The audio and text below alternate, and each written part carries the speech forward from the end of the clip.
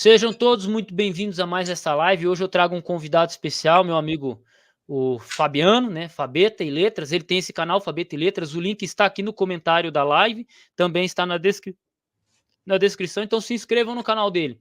Ele Por fala muito favor. sobre literatura, história, filosofia. Até fiz um convite para ele, para a gente falar um pouquinho sobre o Império Romano, né? E aí ele falou: bora, eu não consigo gravar 2 vídeos por semana, mas um eu vou estar conseguindo. E é isso aí. Mas, Fabeta, se apresenta aí, nós vamos falar sobre tropeirismo, né? Exatamente. Olá, pessoal. Para os que não me conhecem, imagino que sejam poucos. Sou o Fabiano, conhecido como Fabeta. Tenho um canal aqui no YouTube chamado Fabeta e Letras, onde eu trato de temas de literatura, gramática, linguística, um pouco de latim, quando me calha. Faz um tempo que eu não posto lá, acho que já vai fazer uns bons meses, talvez 5, 6, 7. Mas vou voltar agora, a vida estabilizou. Minha esposa está grávida, graças a Deus. E hoje eu gostaria de falar acerca do tropeirismo. É um tema importante, bem revelador. Eu vou falar algumas coisas que eu tenho certeza que vocês nunca escutaram na escola. E eu espero que vocês gostem, espero que aprendam. Já era. Eu, particularmente, assim, eu lembro de tropeirismo, era meio que aqueles caras que vendia mula de um lugar para outro, né? Pegava, comprava a mula na Bahia, trazia para o Rio, para São Paulo, para Paraná, para o Rio Grande do Sul, né? Mas, gente, assim, ó, o Fabetão, ele morou em Portugal, tá? Ele cresceu, ele estudou lá uns 4 anos, morou em 4 anos em Portugal, depois ele arrumou uma mineira e fugiu para cá, pro Brasil. Aí o cara teve que se adaptar a trabalho e tal. Vocês vão ver que ele tá bem gordinho no passado, agora ele deu uma emagrecida, porque começou a trabalhar no serviço pesado. Então, até o cara acostumar com esse ritmo novo de vida, demora um pouquinho, né? Então é isso aí. Mas, Fabeta, tropeirismo, mano, quando é que começa, quando é que termina? Manda brasa. O tropeirismo no Brasil, ele começa num processo muito interessante, que começa, na verdade, não com Portugal, começa com Espanha, começa com o reino espanhol. Mas o que seria, primeiramente, tropeirismo?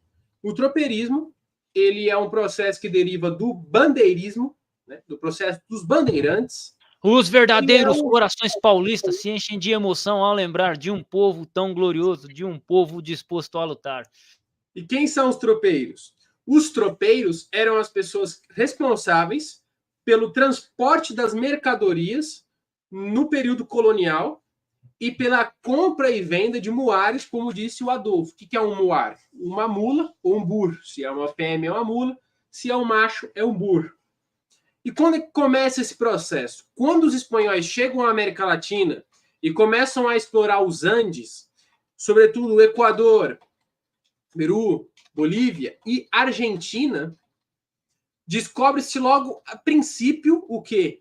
Jazidas enormes de ouro e prata. Disse, e isso não sabemos se é verdade, mas provavelmente seja, que os espanhóis extraíram tanta prata e ouro dos Andes, mas prata da Argentina principalmente, que dava para fazer uma ponte maciça de prata da Argentina até Madrid.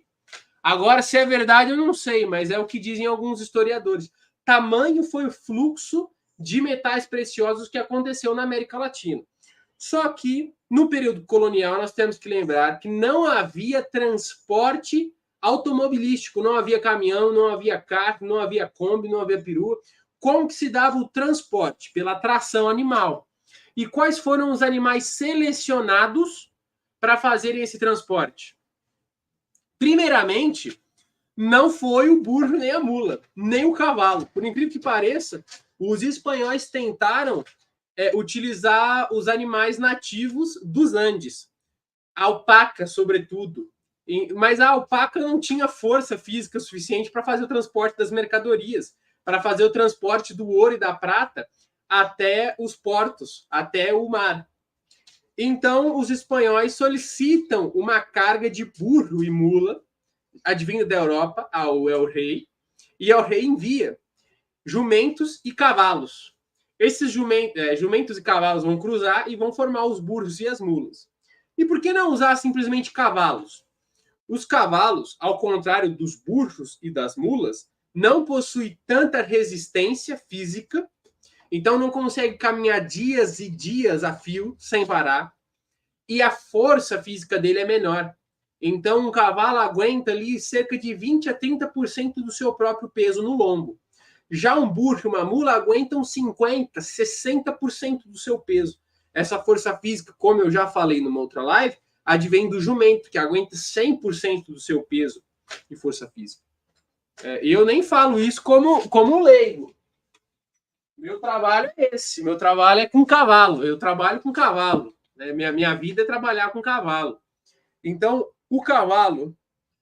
Tanto que assim, ó, isso aqui é uma ferradura, era uma ferradura de cavalo, que eu adaptei para ser uma ferradura de mula.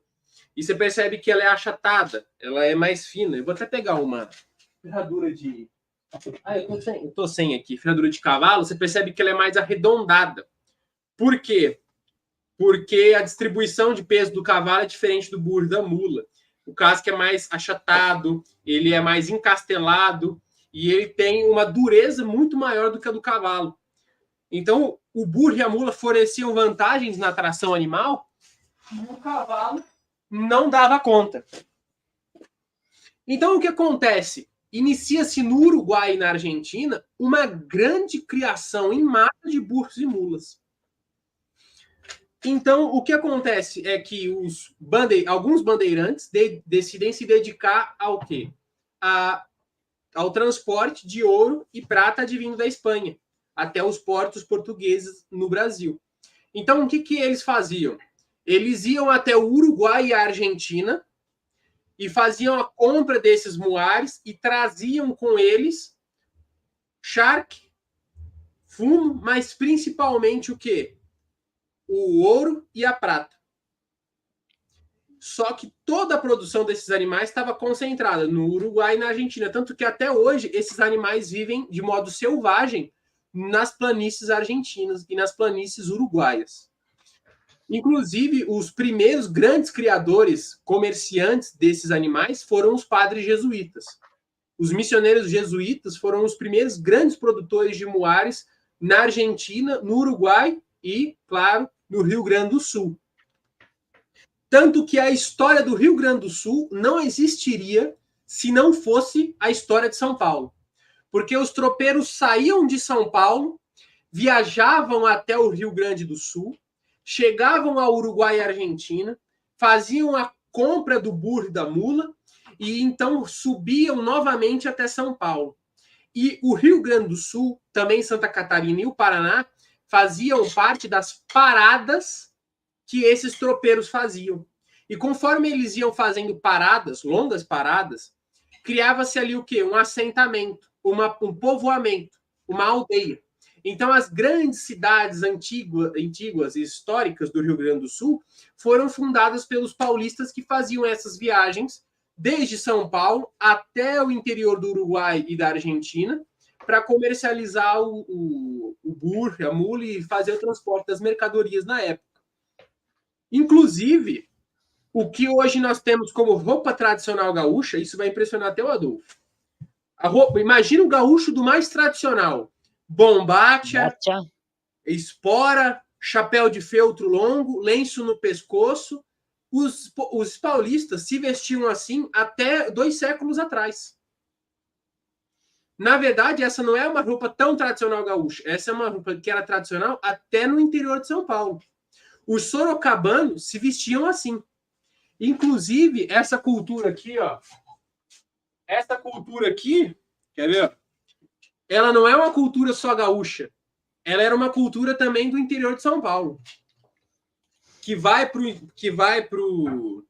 Rio Grande do Sul, vai para o Paraná, vai para o interior de Santa Catarina, chega no Uruguai, chega na Argentina, que é a tradição de se tomar o chimarrão. Da hora. A alimentação gaúcha, muito baseada na carne, também tem a ver com isso. E a nossa alimentação paulista, que foi se perdendo com o tempo, se industrializando, sofrendo influência americana, influência italiana, ela, na verdade... Espanhola, nordestina... árabe, libanesa, grega. Ela é muito...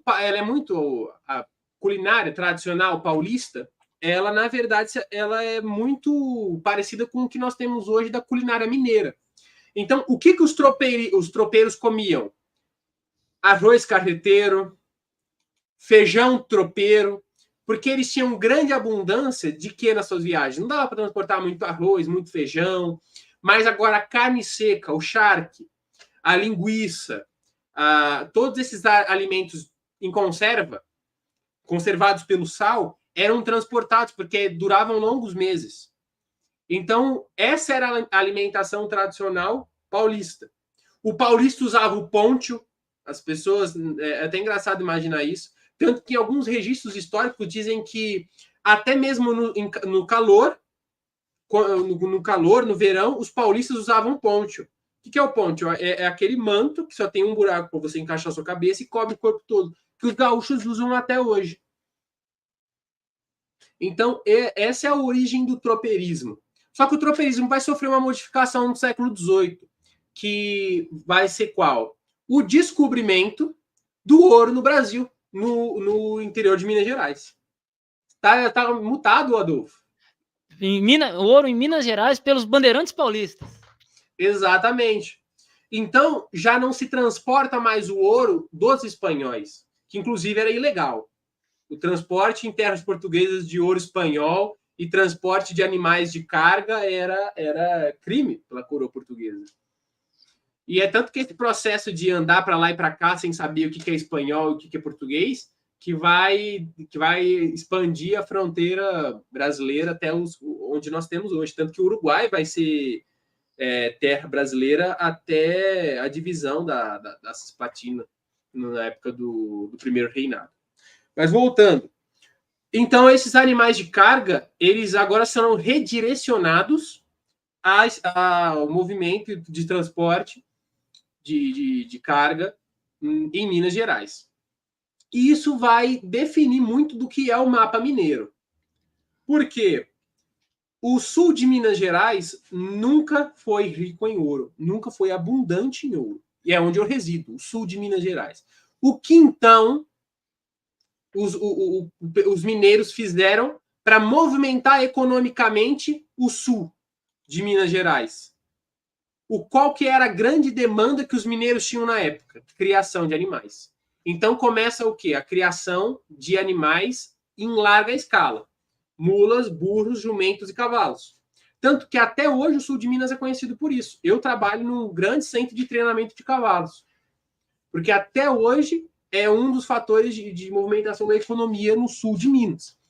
Então esses animais serão produzidos no sul de Minas e levados até os grandes centros de exploração do ouro aqui em Minas, como é o Ouro Preto, e esse ouro era levado até o Rio de Janeiro e então transportado até a coroa portuguesa em Portugal. 75% ficava aqui no Brasil, como nós sabemos, o famoso quinto dos infernos, né? Não, 80% ficava no Brasil, só 20% ia para Portugal. Então é assim que se dá o início, né, do movimento tropeirista no Brasil. Só que os tropeiros, eles começam a comercializar fortemente os animais de carga no interior de São Paulo. E qual era a grande feira tropeira em São Paulo? Ficava em Sorocaba. Sorocaba era o grande centro tropeirístico do Brasil. Tanto que até hoje existem museus em respeito ao tropeirismo em Sorocaba.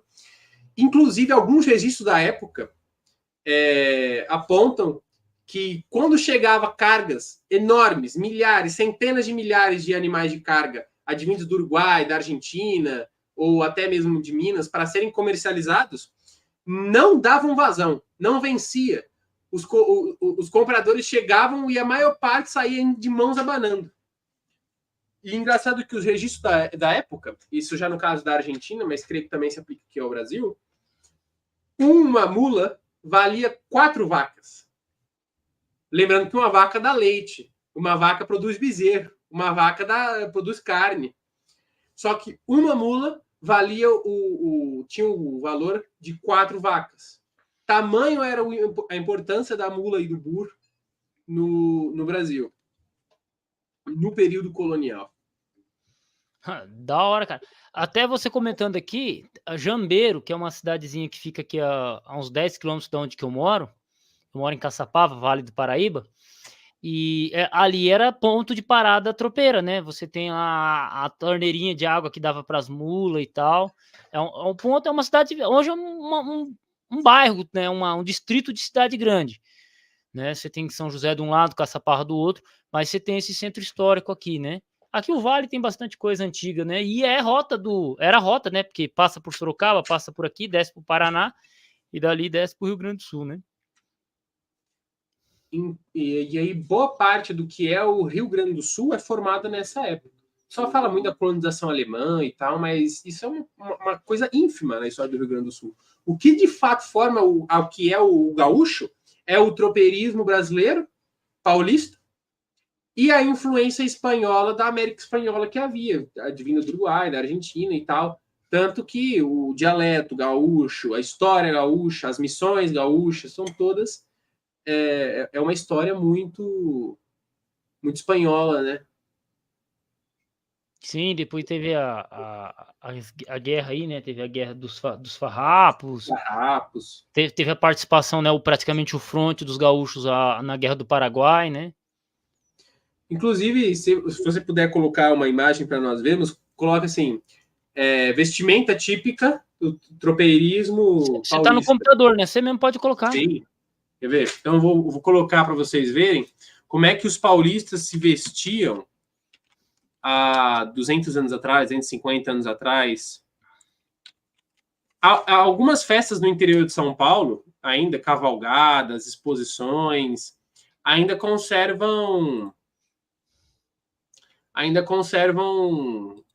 boa parte das vestimentas. Então, o lenço no pescoço, o chapéu de feltro.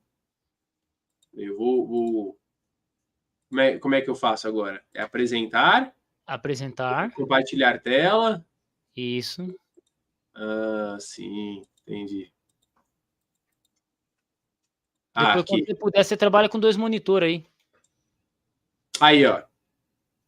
Então, o que se percebe aqui dentro da vestimenta paulista?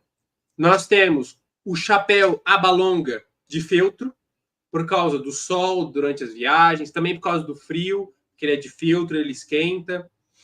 Nós percebemos o poncho, extremamente característico para cobrir. E como eu falei, não era só para o frio, porque até no verão os paulistas utilizavam o poncho. Camisa social padrão, manga longa. Calças largas, não eram como as bombachas dos gaúchos, mas eram calças bem largas. E as botas de cano alto. Por que as botas eram de cano alto?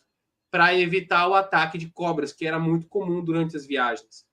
E eles utilizavam as famosas esporas chilenas. O que são as esporas chilenas? A espora é o instrumento que o cavaleiro utiliza para cutucar o animal. Então, cutuca-se o peito do animal, a costela do animal, e então o animal entende aquilo como um comando para avançar ou para parar, ou seja lá o que for. É um meio de comunicação entre o cavaleiro e o cavalo. E utilizava-se na época a espora chilena. Então você percebe que essas rodinhas nas botas deles de metal, elas são muito pontiagudas, parecem serrinhas, porque o objetivo era de fato cortar o animal. Então o animal muito redomão, muito arisco, muito bruto, ou empacador, não queria trabalhar, subia-se no animal e cortava-o na espora. Hoje em dia já nem se faz isso, com todas as leis de proteção animal, etc. Mas antigamente utilizava-se a espora chilena. Hoje em dia as esporas nem mais ponta tem. Caramba, e aí, comparativamente com os gaúchos, o que se percebe? Que é basicamente a mesma vestimenta. Com exceção ali do chapéu de feltro, que o paulista usava a aba larga e o gaúcho utilizava a aba curta. Né? Fora que muitas vezes fala do gaúcho, né? Descendente de alemão. Só que o gaúcho, ele é um mestiço de índio com espanhol, com português, né? Tanto que o gaúcho, estudando a história do Rio Grande do Sul, o gaúcho era conhecido como guacho. Guacho? O que é um guacho? Um guacho é um desgarrado. Por que é um desgarrado? Porque ele não é nem índio nem espanhol. Ele é guacho. O que é quem trabalha no campo sabe o que é um bezerro guacho? A mãe dele morreu, a mãe do bezerrinho morreu, a vaca morreu, mas ele precisa ser amamentado. Então o que você faz? Você pega o couro de um bezerro, eu vou tentar explicar de uma forma melhor. Há uma vaca que abortou, ou que o bezerro dela nasceu morto, ou que o bezerro morreu. Então essa mãe não tem bezerro, mas ela tem leite. E tem um outro bezerro que perdeu a mãe. Só que essa vaca nunca vai permitir que um outro bezerro que não seja o dela mame na teta dela. Então, como é que eu faço para pegar um bezerro órfão e colocar na mãe sem filho? Eu pego o couro do bezerro morto e visto o bezerro órfão. A mãe vai cheirar e vai pensar, é meu filho, deixa eu mamar. Isso é um bezerro guacho. É um bezerro sem pai nem mãe, é órfão. Então, o gaúcho era conhecido como guacho. Por quê? Isso é importante, muito importante ressaltar. Qualquer livro de sociologia que conte a história do Brasil de maneira honesta, como Casa Grande Senzala, em São Paulo, um filho de um português com uma índia era conhecido como mameluco. E o mameluco não era português, porque o português tinha aquele pensamento bem romano. O romano entende que só é romano quem é filho de mãe romana. A Índia também não via o mameluco como índio.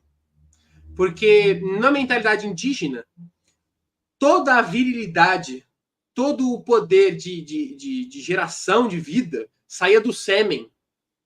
Então, a Índia via o mameluco como português. E o português via o mameluco como índio. Então, nem o pai reconhecia o filho, nem a mãe reconhecia o filho. Então, o mameluco ele era um desgarrado.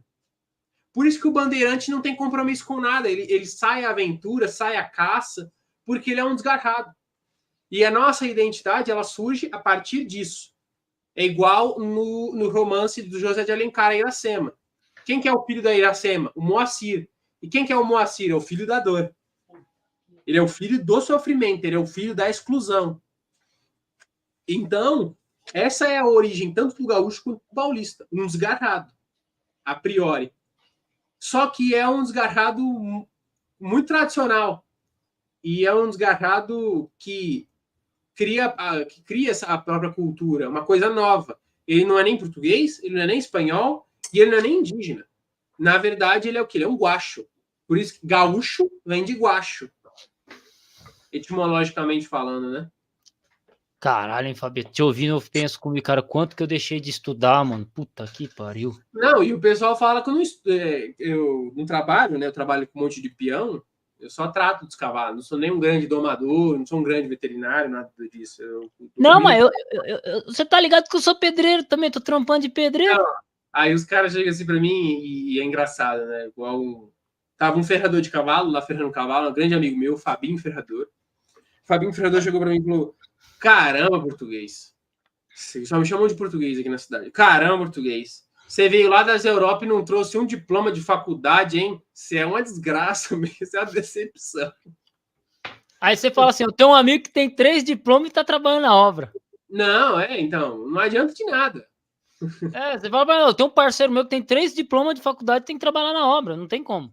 Até ser chamado para dar aula. Deus quiser logo. Não, acabei de abrir o Zap aqui e vi que estão precisando de professor lá em Santana. Aí eu já vou mandar o currículo. Eu vou até mostrar uma coisa para vocês.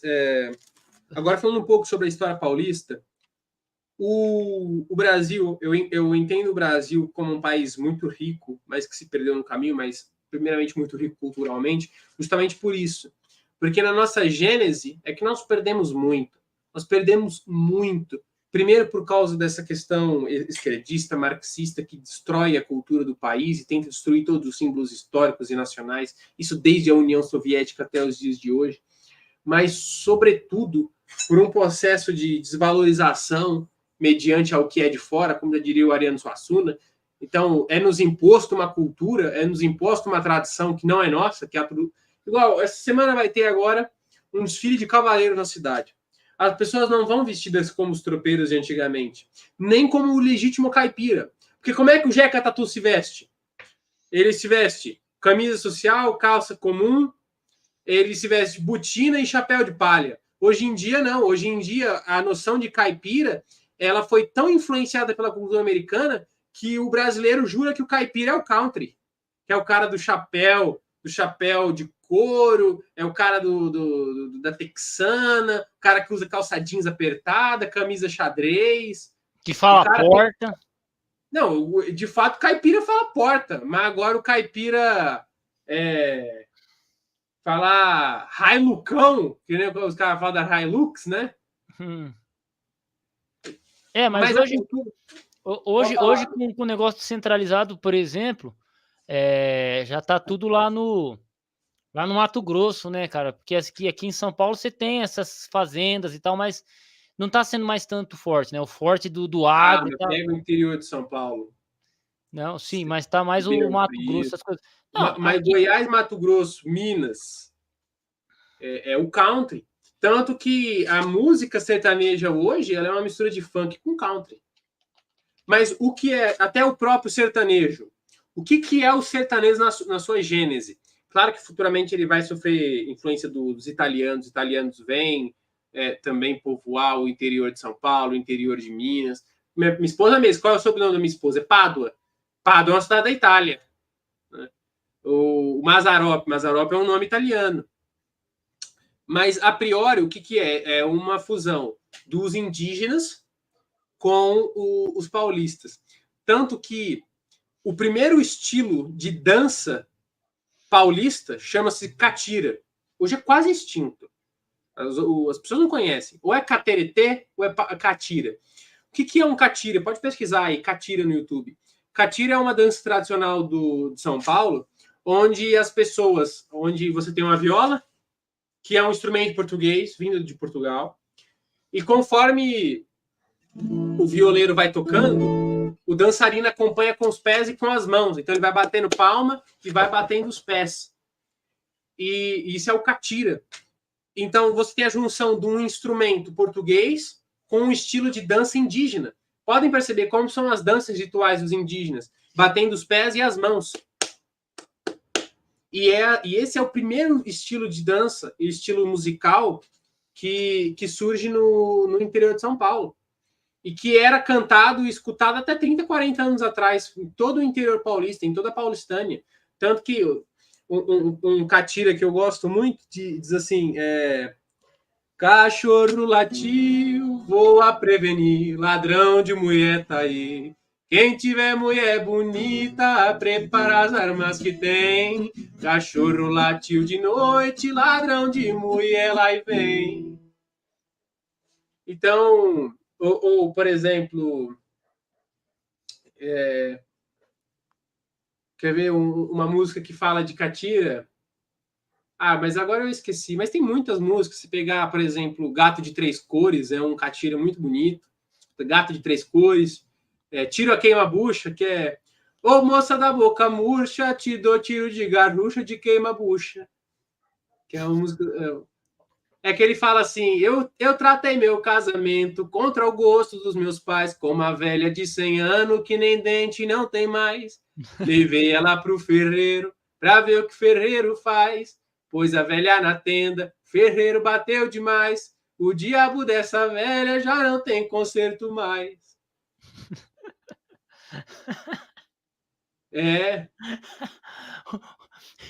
Paulista é muito engraçado. Não, quer ver? Eu tava escutando uma música muito engraçada, que é assim, que ele fala: tomara que o mato seque só pra ver o que as cobras comem. Todas as coisas está sumindo, só as mulheres que não some. Mulher tem demais do mundo, tem 7 para cada homem. Aí ele fala assim: a mulher e meu cavalo caíram no poço fundo. Meu cavalo eu tirei, salvei ele num segundo. Meu cavalo é um colosso, a mulher deixei no poço, mulher tem demais no mundo. A própria moda de viola, cara, isso aqui é muito medieval. Quer ver? A própria música trovadoresca medieval é o quê? É a guitarra. Ela toca e a voz responde. Então, por exemplo, num bar de Ribeirão Preto eu vi com meus olhos esta passagem quando champanhe corria rodo no alto meio da Granfinagem. Misto chegou peão trazendo na testa o pó da viagem pro garçom. Uma pinga que era pra rebater a fria. Olha a viola respondendo. Isso é muito medieval. Isso aqui é cultura ibérica pura. Isso não existe nem mais. Isso não existe nem mais na Península Ibérica. Isso não existe mais em Portugal, isso não existe mais na Espanha, mas ainda existe no Brasil. Porque nós somos foda, né, velho? É aquilo que eu falo. Só se fala português no Brasil, porque qual que é o país mais importante economicamente, culturalmente no mundo que ainda fala português? O Brasil. Portugal é um ovo. Moçambique, Angola, nem falo nada. Ele vai tratar eu como preconceituoso. Aí. É por isso que eu falo que eu sou apaixonado. Eu, por acaso, não acredito muito que o Brasil vá para frente, mas eu ainda acho que existe muita beleza no Brasil. As morenas, sem sombra de dúvida, né? As morenas, sem sombra de dúvida. Ainda tem muita coisa boa. Cara, Fabeta, porra, velho. Graças a Deus você tá de volta pras lives, velho. Porque, cara, que sentimento bom, velho. Que sentimento. Cada hora que eu olho pra você, cara, essas aulas que você tá falando aqui, cara, eu vou usar em sala de aula, mano. Tá ligado? Não, isso aí, pode falar. Entendeu? Isso, né? Pô, você tá falando da paulistânia, falando aí da cultura, tocando a música. Mano, acho que muito louco, mano. Muito louco isso aí. Até falando sobre estudar e ser peão, tem uma moda de viola que eu sempre canto nos lugares e eu falo que é a música da minha vida e o pessoal dá muita risada. E eu sei que você vai dar risada também, porque também é a música da tua vida. Vou colocar um pouquinho para vocês. Manda abraço. Para mostrar um pouquinho a cultura da paulistânia, de verdade. A música diz assim.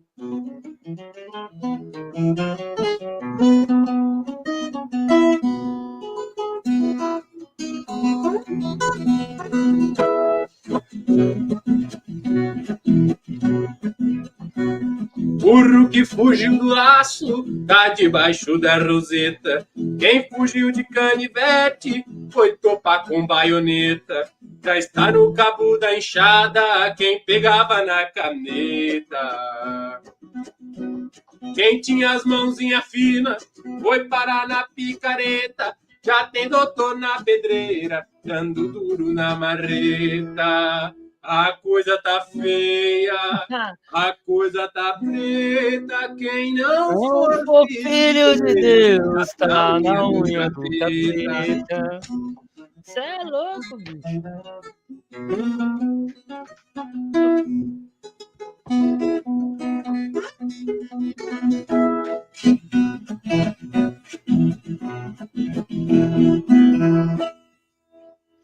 Ó, a galera tá curtindo aqui, ó. Tem uns parceiros aqui, ó. O Macedão. O Macedão, deixa eu ver aqui, ó. Perguntaram de um parceiro nosso, o Bradocoso, né? O Galvão perguntou do Bradocoso, mas o Bradocoso não apareceu. Depois falou que foi assistir o F300 lá. Olha, ele tá com foto do Gandalf. O Gandalf já transformado. Aqui, ó.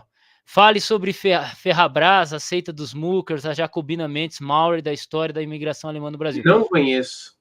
O Macedão, ele estuda português alemão. Ele até me chama de Führer. Ele não me chama de... Ele me chama de Führer. Isso eu não conheço. Aí o mais contato que eu tive com o alemão foi lá em Portugal, que eu vi alemão em tudo quanto é canto e eu falava Guten Morgen para ele, só isso. Mas não pegou nenhuma alemoa? Não pode nem falar um negócio desse, que a mulher tá com uma faca aí na mão. Não, essa época de sorteiro, rapaz. Ó. Aí eu falei que o Macedão vai vir aqui falar sobre essas questões aí do Rio Grande do Sul, né? Aí fica legal. Aí o Bub falou que imagina se vestir assim nesse calor. O Rafael, Bitcoin desterrado, ele é de Santa Catarina, né? Fala Bitcoin, eu gosto. Bitcoin desterrado, modão de viola. Júlio César, Ave César, Ave César, Ave César. Como é que se fala? A sorte está lançada em latim, alfabeto? Eu já não sei. Eu sei a sorte fortalece os audaces, né? Eu acho que é essa frase que o Júlio César falou, né? Quando foi atravessar aquele lugar para enfrentar o Pompeu, né? Não é salve, é Ave César. Ó. No seu caso é Ave César, Júlio. Não tô falando salve, grande. Né? Salve. Não, pô, cara. Até essa tradição muito bucólica, eu estava falando no grupo esses dias, essa tradição bucólica de vontade de voltar ao interior, as lembranças do interior, a valorização do interior, das coisas que são bonitas. que existe muito na poesia camoniana, que existe em toda a lírica portuguesa, que existe até mesmo no Fernando Pessoa, quando vai falar do Alberto Caeiro, dos heterônimos, que é uma tradição portuguesa que vem se perdendo na modernidade, ela existe ainda nos dias de hoje, dentro da moda de viola da música sertaneja. Até dessa música sertaneja que eu chamo de corrompida, do bostanejo, do sertanojo, tem, não é que fala na música, vou voltar para a vida de rodeio, da vida de interior, ou como fala na moda de viola, né? Deus fez um mundo tão lindo, só belezas que rodeia, colocando lá no espaço lua nova e lua cheia. Até nas músicas de moda de viola você vê muita tradição medieval, porque você tem sempre, normalmente, quando se fala de animal, um animal muito bravio. E esse animal, ele normalmente, ou é um boi, ou é um potro que não foi domado, ou um burro muito bravo. E ele normalmente é o grande desafio que o herói tem que enfrentar, ou para conquistar a dama, ou para restaurar sua honra. Então, existe muito dessa tradição medieval, né? O dragão, o cavaleiro que enfrenta o dragão para salvar a princesa. Eu posso dar um segundinho para mim? Para eu ir ao banheiro? Vai lá tirar uma água do joelho. Um segundinho. Enquanto o Fabeta não aparece, né, canta. Ernesto nos convidou para um samba, ele mora no Brás, mas nós não vemos ninguém. Isso deu uma baita de uma raiva. Não, pai, o cara, sentimento bom, cara. Ainda bem que o Fabeta voltou. Tava na correria aí, bicho. Dá até gosto de ver o cara tocando viola. Nem gosto de moda de viola, mas, pô, o cara contando as histórias. Esse cara servia pra ser professor de história. Tomara que ele consiga fazer a faculdade pra gente fazer o corre. Não, o Fabeta canta bem pra caramba. O Jedi, o Jedizão, salve Jedi. Já terminando a live com o Fabeta aqui, dentro de uns 10, 15 minutos, eu vou iniciar a live no canal como sempre, tá? Eu vou voltar, vou gravar um vídeo lá no canal como sempre, no Corsário, e a gente toca o terror. É que o Fabetão, ele falou assim, eu quero falar sobre tropeirismo, e já era. Voltei. Aí, ó. Pronto. É muito bonito, eu gosto muito. Para mim, assim, vocês querem conhecer a história, agora a historiografia musical do que é a música sertaneja, não vai pensando que Milionário José Rico, Leandro Leonardo, Rick Renner é referência musical de sertanejo antigo. Eles, na verdade, cantam um bolero. As pessoas não sabem, eles cantam um bolero, só que se dizem sertanejo. O próprio Milionário José Rico, que eu acho que tem músicas muito bonitas, não cantam sertanejo. Quem canta sertanejo, você pode notar aí, para mim, a maior dupla de todos os tempos é o Tião Carreiro e Pardinho. O Tião Carreiro é o Jimi Hendrix da viola. O Tunico Tinoco. Sulino e Marroeiro. Uma outra dupla boa também. Vieira e Vieirinha, que praticamente só canta catira. São catiras muito bonitas. Vamos ver outra boa. João Mulato e Cassiano, é uma dupla que está viva ainda, que canta. Estão vivos ainda? Tem muitos. Então quer dizer que ainda muito dessa cultura ainda tem gente viva. Eu achei que tava tudo meio que morto já. Tem gente mais nova que eu que segue essa tradição. Lian e Rian é uma dupla de pessoas. Uma muito boa, chama Lucas Tássio e alguma coisa, esqueci. Mas que canta uma música muito engraçada, que é de um rapaz que é chamado para tocar viola num boteco da esquina pro pessoal, e ele vai sendo desafiado a tocar umas músicas bem difíceis, e ele vai tocando, do Tião Carreiro, que é até assim... Quer ver?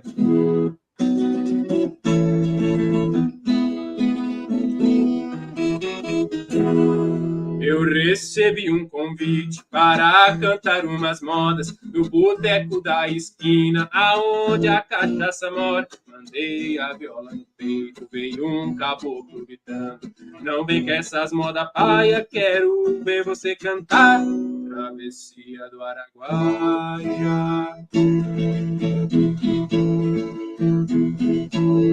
Naquele estradão deserto, uma boiada descia pras bandas do Araguaia pra fazer a travessia.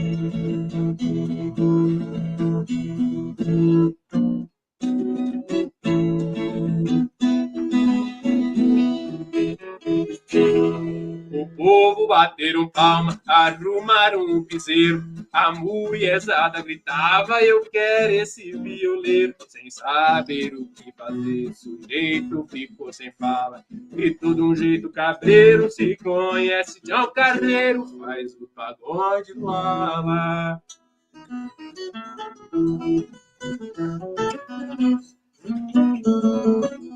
Calma aí.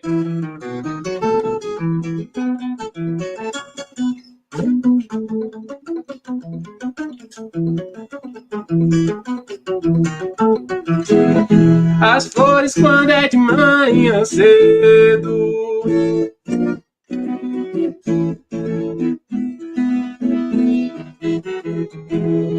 o povo bateram palma. Sujeito mal acabado, queria me derrubar, mas sou ligeiro nos versos, não pode me acompanhar. Com tanta encheção de saco, fui perdendo a paciência. Mais uma pinga pra mim, tá curto o meu estupim. Vou te mostrar minha ciência.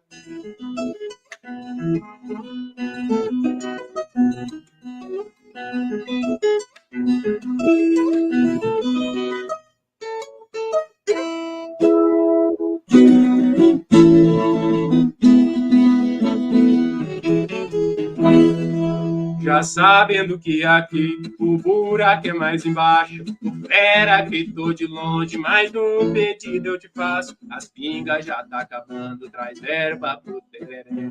Só vou quitar o meu facho, me mostra que você é macho, faz um verso pras mulheres. Eu mandei fazer um laço do couro de um boi carreiro, pra laçar moça bonita que tem um zóio morteiro. Joguei o laço na moça, o laço caiu no chão. Joguei o laço pra lá e peguei a moça com a mão. Então tem gente nova que faz música assim, esses rapazes não devem ter 30 anos, essa dupla. Caraca. Não, deixa o canal crescer que é o que eu vou trazer esse pessoal pra você entrevistar, velho. Eu até toquei um pouquinho mal, fico nervoso tocar na frente dos outros, você acredita? Não, sem sai, toca isso aí no seu canal, cara. Porra, cara, que da hora, mano. Pô, não, assim, eu toco... ô, Fabeta, você não tá ligado, mano, o sentimento bom de estar tá ouvindo isso, cara, assim, de, porra, ter uma aula de história com você e ainda ouvir música nesse tom, cara. Já é 8h30. Eu só vou pedir uma música. Fala aí, mas depois eu só vou pedir uma música pra gente fechar a live. Então, para concluir, que eu ia dizer, essa tradição ainda existe. Até tem uma música que eu gosto que diz assim: a viola não tem mídia, mas o povão gosta e admira. E é verdade, o povão gosta, admira, porque é tradição, é raiz. Ainda se produz música nesse estilo. O pessoal não morreu, ainda existe muita molecada que aprende a tocar viola, porque é um instrumento diferente, é difícil, é bem mais difícil que o violão. Tem uma tradição por trás. Como que é um mi na viola? É aberto. O mi. Mi. E o lá? O lá já é assim. É tipo se fosse o sol do violão. Só que aqui tem 10 cordas, só que são 5 pares, né? Então é como se tivesse 5 cordas. A viola, eu sou apaixonado por ela. Eu acho que é o que existe de mais brasileiro, o que existe de mais paulistano.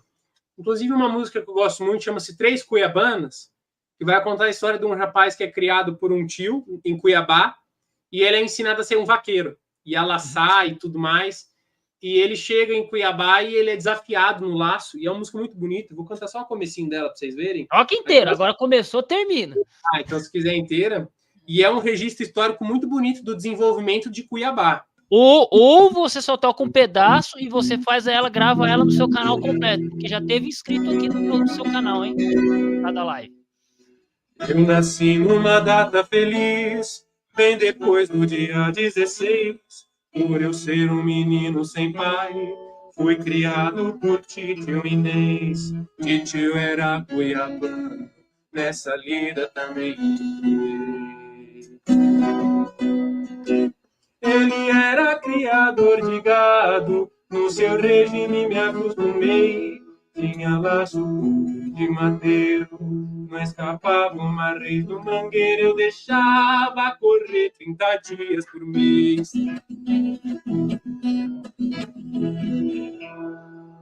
Fiz viagem pra Mato Grosso, na comitiva de um calabres. Titio me deu um burro pampa, que atendia por nome turquês. Fui tirado da tropa Rio Grande, outra escolha melhor não achei. Eu deixei pra mostrar minha ciência, quando lá em Mato Grosso eu cheguei. Eu lambei as orelhas do pampa, e o laço escapou pelas guampas. Berrava na chincha o cebu jaguanês. Tinha 3 mocinhas na janela, Jubiliana, Clarice e Inês. Uma delas tava me gabando, Paulistinha da surra vocês. Cuiabanos quiseram achar ruim, o meu 30 na cinta eu lambi. Pra mostrar minha ciência melhor, por capricho mistiço eu soltei. Ele tinha as roupas revessa e o laço escapou da cabeça. Pelas 2 mãos eu lacei outra vez.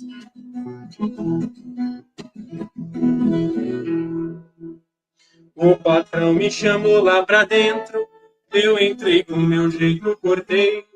Eu entrei no salão de vizinho, lá fiquei rodeado das 3. Perguntou qual era a mais bonita, vejam só que a cor eu passei. Respondi, todas 3 são iguais, foi do jeito que eu desapurei. A mais bela eu não. A do meio é um cravo vermelho, a mais nova é uma rosa quando está de vez.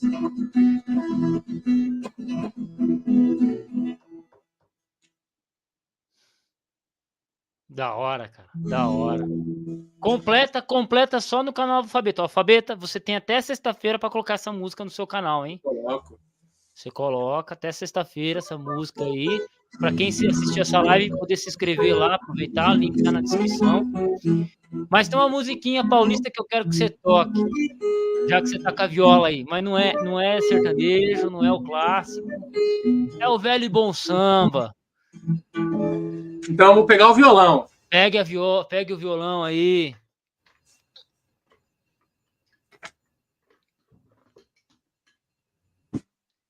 Pega aí. Eu vi que você estava cantando ali uma música que eu gosto muito. Vou só afinar aqui o violão. Faz tempo que eu não pego, coitado. Porra. Ô, Fábio, todas essas músicas que você cantou aqui na live, você vai tocá-las melhor no seu canal, hein? Você vai gravar, o som tá bom, né? Você dá uma arrumada no seu microfone aí, aquele microfone que o rato comeu, e mete bronca. É louco, mano. Ó. E, pô, o cara é inteligente pra caramba, gente. O Rafael, você que tá assistindo a live. Você sabe cantar a música do Ernesto completa? O Ernesto nos convidou. Um samba, ele mora no Brás. Nós fomos, não encontremos ninguém. Nós voltemos com uma baita de uma reiva. Da outra vez, nós não vai mais, nós não somos tatu. No outro dia encontremos com o Ernesto que pediu desculpa, mas nós não aceitemos. Isso não se faz, Ernesto, nós não se importa. Mas você devia ter punhado um recado na porta. Um recado assim: oi, turma, não deu para esperar. Duvido que faz, mas não tem importância, assinado em cruz, porque não sei escrever. assinado Ernesto.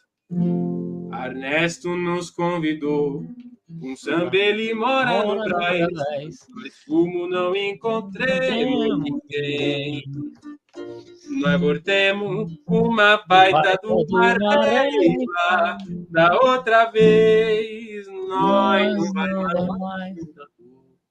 Porra, cara. Se puder cantar mais alguma do cara que canta essa música aí, aquela da favela lá, Despejo na Favela, sabe ou não? Ui, mas essa é bonita, hein? Se souber, toca se souber. Se não souber, sem problema. Da próxima toca.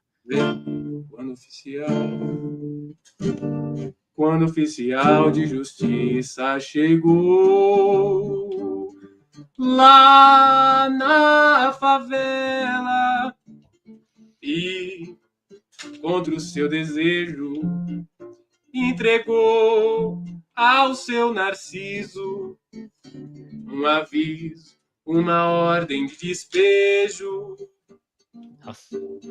assinada a seu doutor. Ali dizia a petição, dentro de 10 dias que era a favela, vazia os barracos, todos no chão. É uma ordem superior. Oh, meu senhor, é uma ordem superior. Não tem nada não, seu doutor, não tem nada não.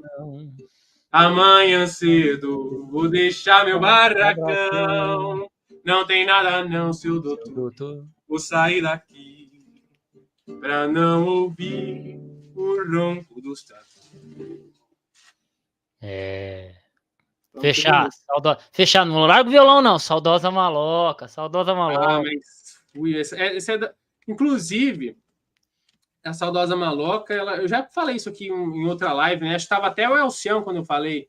Tá. A saudosa maloca, ela é um registro histórico da mudança de paisagem que acontece na cidade de São Paulo, quando começam a derrubar e a desmoronar os grandes barracões e as grandes malocas e os grandes cortiços que existiam em São Paulo para construírem os prédios, né?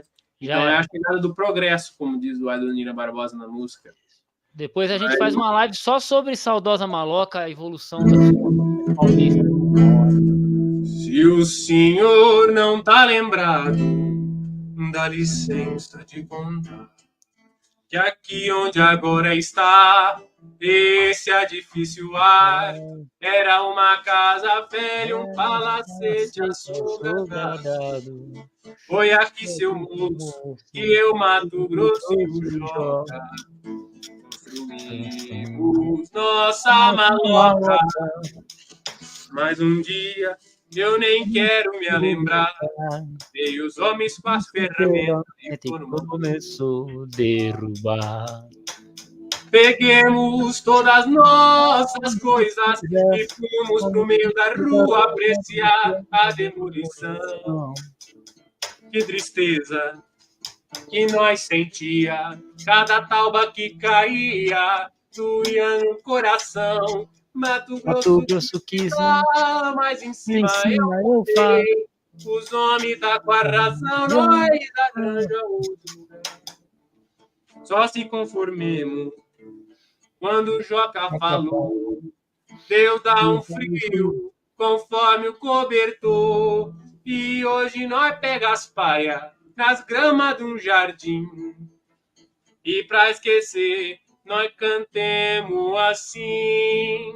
Saudosa maloca, maloca querida, din-din, onde nós passemos dias felizes em nossa vida. Saudosa maloca, maloca querida, din-din, onde nós passemos dias felizes em nossa vida.